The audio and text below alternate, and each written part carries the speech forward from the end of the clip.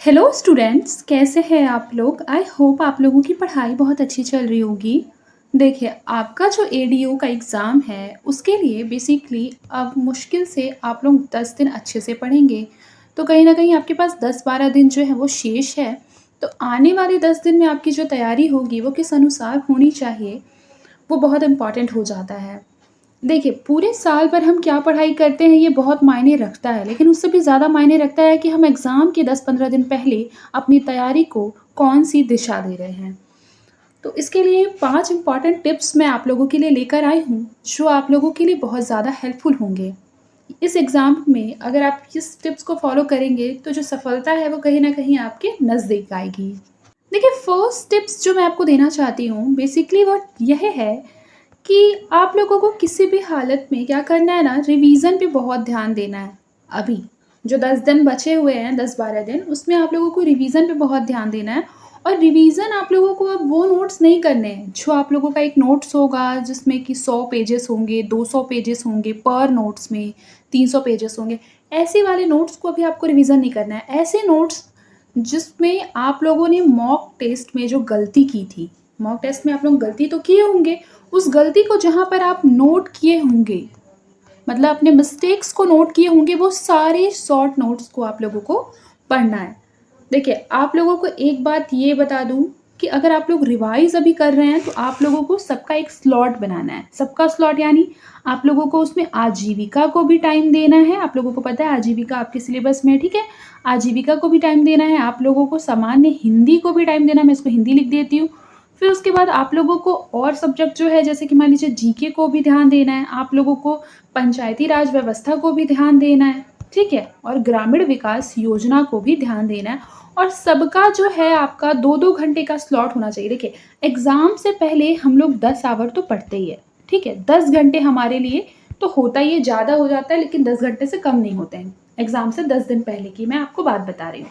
तो अगर देखिए आपके पास 5 सब्जेक्ट आप लोगों को पढ़ने हैं, अगर आप सबका 2-2 घंटे का स्लॉट रखें, मान लीजिए आजीविका के 2 घंटे, 2 घंटे पंचायती राज व्यवस्था के, 2 घंटे जो है वो ग्रामीण विकास योजना के, और 2 घंटे सामान्य हिंदी, और 2 घंटे सामान्य ज्ञान, तो क्या होगा आपके लिए ये बहुत अच्छा होगा, ठीक है।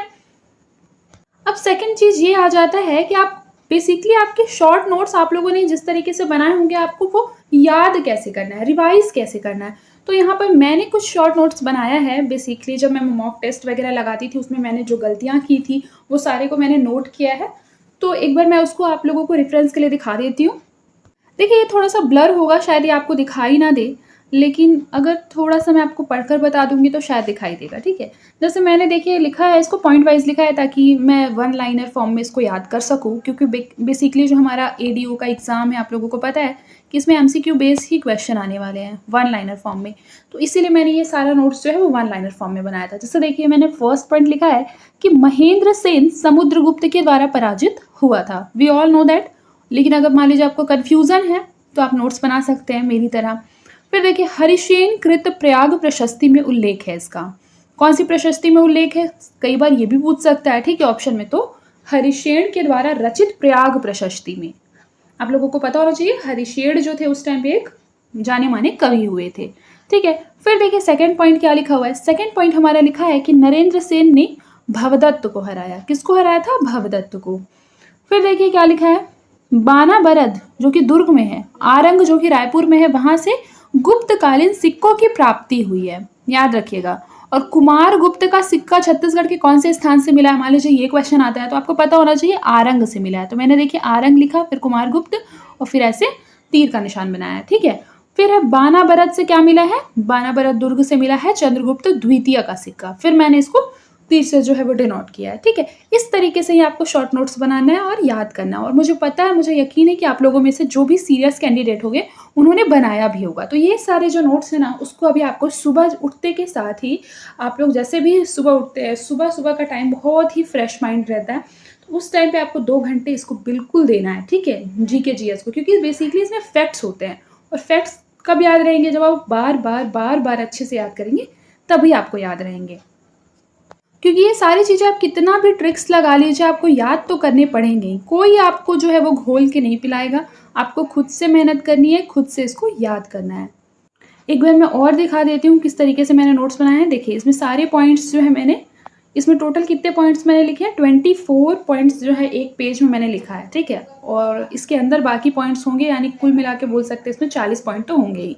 फिर देखिए इंपॉर्टेंट फैक्ट्स में मैंने क्या लिखा है, शहीद वीर नारायण सिंह पुरस्कार आदिवासी एवं पिछड़ा वर्ग के उत्थान के लिए दिया जाता है।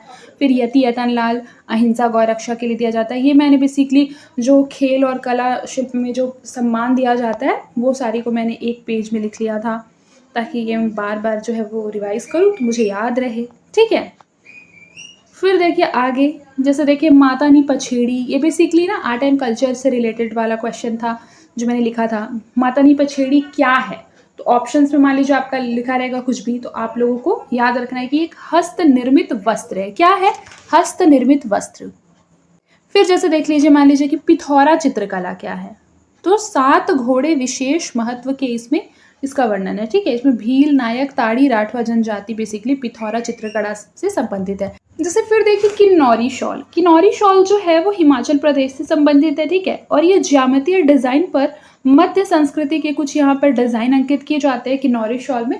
तो ये सारे जो है वो आर्ट एंड कल्चर के क्वेश्चन है। देखिए अगर आपको इसका बेसिकली पीडीएफ चाहिए होगा, या फिर मैं इसके क्लास लेकर ही इसको विस्तार से समझा के, जितने भी मैंने शॉर्ट नोट्स बनाए हैं, आप लोगों को जिस तरीके से सही लगे मुझे कमेंट बॉक्स में आप लोग बता सकते हैं, ठीक है। तो इस तरीके से मैंने, देखिए सुभंग लीला महोत्सव हो गया, पवाड़ा क्या होता है, इस तरीके से ढोकरा कला क्या होती है, तो मैंने ऐसे बनाया था। अब हम लोग सेकंड टिप्स पे आते हैं। सेकंड टिप्स क्या है, देखिए आप लोगों का जो सेकंड टिप्स है वो ये है कि give time for every single subject of the syllabus. देखिए मैंने ये वाला आप लोगों को पहले ही हालांकि बता दिया था। जैसे देखिए आप लोगों को मान लीजिए आप लोग 10 घंटे पढ़ते हैं, ठीक है। 10 घंटे में आप लोगों को स्लॉट बनाना है कि आप लोग 2 घंटे आजीविका के लिए निकाले, 2 घंटे पंचायती राज व्यवस्था के लिए निकाले, 2 घंटे ग्रामीण विकास योजना के लिए, 2 घंटे हिंदी के लिए और 2 घंटे जीके के लिए आप लोगों को निकालना ही है, क्योंकि अब एग्जाम में काफ़ी कम दिन बचे हैं, तो आप लोग इतना एफर्ट जो है वो लगा सकते हैं अपने एग्जाम के लिए, तभी रिजल्ट मिलेंगे, ठीक है। अब आइए थर्ड वाला जो टिप्स है वो देख लेते हैं। देखिए जो थर्ड टिप्स है उसमें अब बेसिकली आप लोगों को solve MCQ as much as possible, यानी कि आप लोगों को जो है वो एमसीक्यू फॉर्म में ही क्वेश्चन सॉल्व करने हैं। लास्ट टाइम पे आप लोगों को कम से कम में एक दिन में आप लोग अभी इस वक्त, जबकि एग्जाम के केवल 10-12 दिन बचे हैं, आप लोग इजीली जो है वो 200 एमसीक्यू सॉल्व कर सकते हैं। कितने कर सकते हैं, 200 एमसीक्यू डेली। तो मैं ही आप लोगों को, मुझे लगता है कि अगर आप लोग उसके डिटेल्स में जाएं तो मैं ही आप लोगों को 100 to 120 एमसीक्यूज जो है वो सॉल्व करा देती हूँ। कई बार इसका जो है वो रेशियो 150 तक भी चला जाता है, ठीक है। तो अगर आप लोग मेरी क्लास से भी कंप्लीट कर रहे हैं आने वाले 10 दिन में, तो भी आपका 150 एमसीक्यू जो है वो कंप्लीट हो रहा है, वो भी फुल डिटेल में, ठीक है। और आप लोग अगर क्लास नहीं भी देखते हैं, मान लीजिए कि आप लोग खुद से भी पढ़ रहे हैं, तो भी आप लोगों को क्या करना है, एमसीक्यू सॉल्व करना है। चाहे वो हिस्ट्री के हो गए, चाहे आजीविका के हो गए, हिंदी के हो गए, पंचायती राज व्यवस्था के हो गए,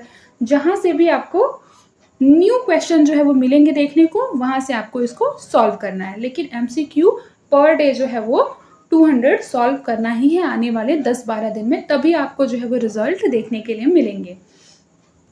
फिर आगे देखिए फोर्थ हमारा जो है वो टिप्स में है कि मेंटेन डिसिप्लिन, यानी कि ये आपके लिए तो बहुत ज़्यादा बोलते हैं ना कारागार उपाय होने वाला है। कि देखिए कई बार होता है ना कि एग्ज़ाम जब बहुत पास आ जाता है, यानी 10-15 दिन बचे रहते हैं, 10-12 दिन बचे होते हैं, तो कई बार हमारा पढ़ने का मन नहीं करता है।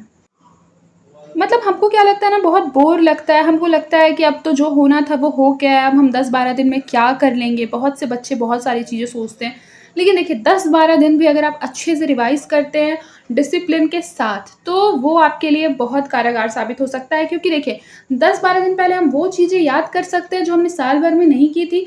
और आप लोगों ने देखा होगा कि जब एग्ज़ाम का 10-12 दिन बचा रहता है तो हमको कहीं ना कहीं तेज़ी से वो चीज़ें याद होती हैं, बशर्ते कि हम डरे ना। अगर हम डरेंगे नहीं और डिसिप्लिन के साथ पढ़ेंगे तो हमें क्या होंगे, फैक्ट्स एकदम फ्रेश याद रहेंगे, और जिसको कि हम लोग क्या कर सकते हैं, एग्ज़ाम में अप्लाई कर सकते हैं।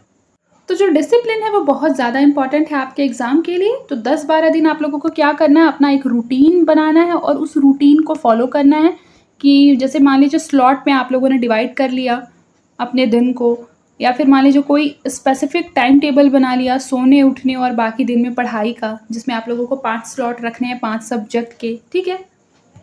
क्योंकि देखिए बिना डिसिप्लिन के आपका कोई भी एग्ज़ाम नहीं निकलेगा। डिसिप्लिन बहुत ज़्यादा इम्पोर्टेंट है। अब चलिए 5वें टिप्स की ओर चलते हैं। देखिए 5th जो टिप्स है, last but not the least, have confidence. क्योंकि देखिए कॉन्फिडेंस से जो है ना, वो ऐसे कहा जाता है कि कॉन्फिडेंस से आपका जो हाफ वॉर है वो आप जीत लेते हैं। हाफ वॉर जो है फिर आप पढ़ाई करके रिवाइज करके और हर चीज़ से जीतेंगे, लेकिन हाफ वॉर जो है वो कॉन्फिडेंस से जीती जाती है।